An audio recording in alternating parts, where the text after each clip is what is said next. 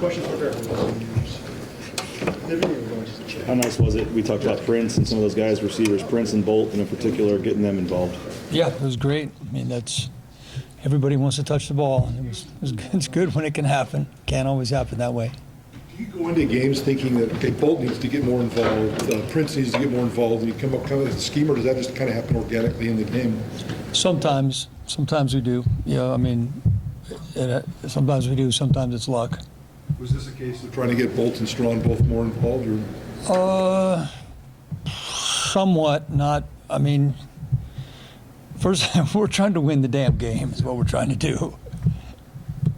From everything we've heard, a Herculean effort by Latrell to get on the field last week. Just how impressed were you with the work he put in to make that happen? Well, we don't see all the work. When those guys are coming back from injury, they're doing most of that work, you know, with the training staff. And so at the first of the week, though, they were counting him out, and we didn't have him involved in the game plan. And that just shows, you know, how much he wants to be in there, because they didn't think he had a chance to make it, and he did, and he played well. Is the ability to not get sacked a developed skill that a quarterback learns and works on and just? They need to, yes, they need to learn it, because no, not everybody does not just come by that naturally, for sure. And I think that's one of the things Maddox is doing a great job of. I mean, I don't know if Spencer gave you, but our first group has 0 sacks on the year as far as giving up. Mad Dog got sacked one time in one of those early games, and that was just good coverage. I mean, they just covered us. We didn't have a good enough scheme on, and Mad Dog ran it for a -1, and we got a sack. The other 3 sacks are all with either backup O-line or backup quarterback in there. So I think that's one of the things we've done the best job of, is not turning it over and not having sacks. Because when you're behind the chains, it's just tough. It's tough. When we're ahead of the chains, we're pretty good. They're juggling centers. You just don't hear that very often. It's like one position, and you got Holmes and Steele. In the last 2 or 3 games, you're juggling. It seems like Steele's maybe closed that gap. How difficult is that, and how are they executing it? It has not been difficult because of the good job those 2 guys have done. They've handled it fantastic. I'll go back and say again, the guys that they're replacing, the guy that they're replacing in Mason is a all-conference type player. They've stepped into big shoes. They've complemented each other well. They've worked together on it. They have some different strengths and weaknesses, and it's been a much bigger deal outside the building than it has been inside the building. From the week 1 of fall camp to right now, what's like your most noticeable thing about the growth of Maddox Madson settling into his first full season as a starter? And I mean, like I said, if you look at the numbers right now, he is now the number 1, has the number 1 QB efficiency rating in the Mountain West Conference. So from that week 1 to right now, what's the biggest growth or most noticeable growth of him? That's a hard one. I think when the quarterback at Boise State, expectations are high from outside as well as from inside, and living up to those expectations is not always easy. I think it's taken some time to get everybody on the same page as far as receiver-wise. We're working with a lot of different guys. We've had 8 guys playing roles in there. There was a couple really good examples in the game of the first touchdown. I mean, we turned the defensive end loose, the one he threw to Camper, and so there was I made a cut up of 4 plays where Mad Dog got to the backside of a read, and the receiver was exactly where he was supposed to be, exactly when he was supposed to be there. That's not easy. I mean, we've struggled with that in our passing game. Has not been where it needed to be, and it was a lot closer last week. So part of it's just getting everybody on the same page.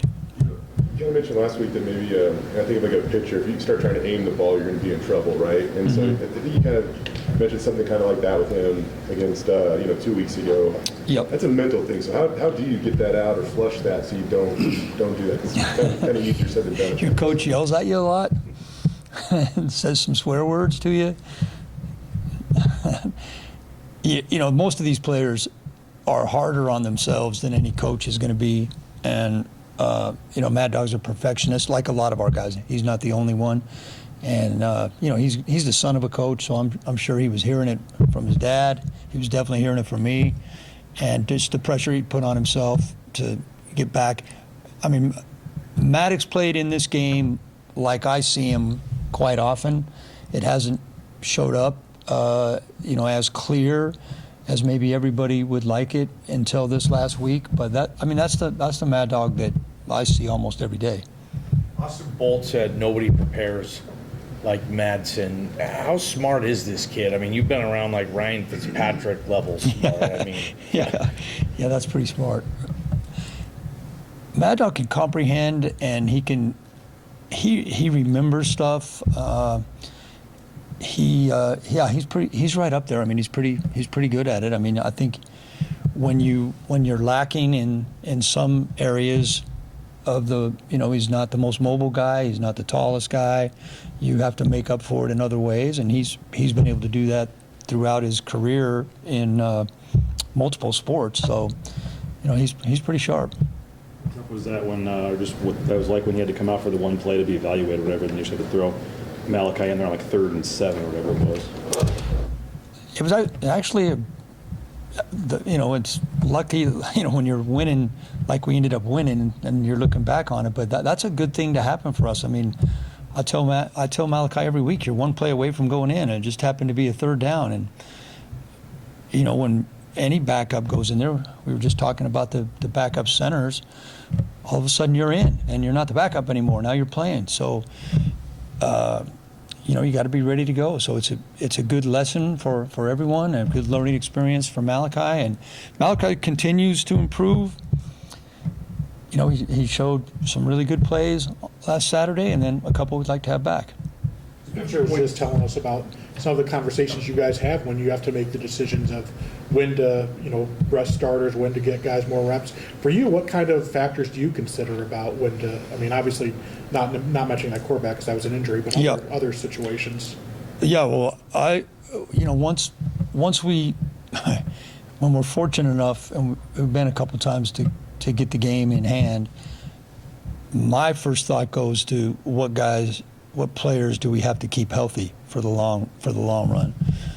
And certain players are invaluable at their position just based on our depth or based on how talented they are. I mean, we've got a couple guys that we can't afford to lose. So, once the game is in hand, and whatever that number is, but I'll keep that secret. But is there a specific magic number that you? I mean, sort of. Yeah, sort of. You're the only team in college football averaging 50 points a game, and I know that's just kind of a milestone number that doesn't mean anything in the grand scheme of what you're trying to do. But what is the ceiling for this offense? Yeah, Ashton Genty's a generational player. So, we're not planning those one-play drives. I mean, we've had like 5 or 6 one-play, 60-plus drives. I mean, we're expecting those plays to gain 4 yards, and we'd be happy with that. You're ahead of the chains. So it was, he scores on that first play. It's almost anticlimactic. I'm finally, we were on defense first. We go through the kicking plays. Finally, it's time for me to do my job, and he takes a counter play and runs it 70 yards for a touchdown. Have some more popcorn and wait for the next series. what has coaching Ashton Genty taught you? Well, I've been blessed to be around a lot of fantastic players, and he's just ahead of his time. I mean, this guy's he's playing at a superior, elite level, and he's a junior in college, or and I think is he a true junior? Is he a third-year junior? I mean, so he's just way ahead of the curve. With Ash, I mean, I know there are times where he certainly gets space and things get blocked up like at Georgia Southern, but how often does the opponent do? I mean, they fit a run right, and he still finds a way to go 7. Oh yeah, there's plenty. I mean, the Washington State game, there was a lot of them in that Washington State game. We blocked a lot better in this last game, and we're going to have to block better in this game because Hawaii is excellent at stopping the run. That's one of their best things. So, but he does it way more than most. I mean, that's what makes him special. And there's all the videos and stuff out there of 5, 6, 7 guys having a shot at him. I mean, yeah, he's doing a lot on his own. How nice was it to get Breezy going? Really good to see Breezy. He got his first couple explosives of the year, got his first touchdown of the year.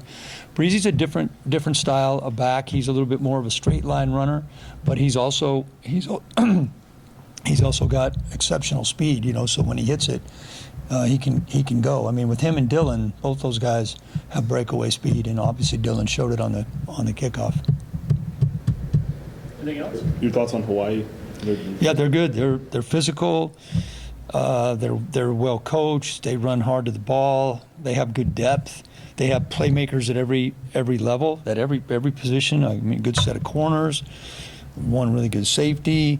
Those linebackers are tough. They're front. They rotate a bunch of guys in there. They can rush the passer. They've been impressive so far. You talked a lot about like some of those, some of the stats that are significant that add up to, big point goals and stuff like that a couple of weeks ago. But when it comes to executing in the red zone, what is the key down there? I got to talk to Patrick about that, because does a kneel down have to count as a strike against the red zone? That's going to end up. That hurts, man. That hurts. We can't catch Navy. We can't catch Navy if we're counting kneel downs.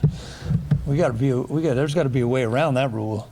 But we've been so fortunate. One year when I was in the NFL, the Titans led the NFL in red zone touchdown percentage, and a good friend of mine was a receiver coach. I go, what was you guys' secret to being so good and so productive in the red zone? And he goes, well, we ran the shit out of the ball and we got lucky in the passing game. So, yeah, I guess that's what we're doing right now. Anything else? Should have gone down to 21, I guess. Thanks, Coach.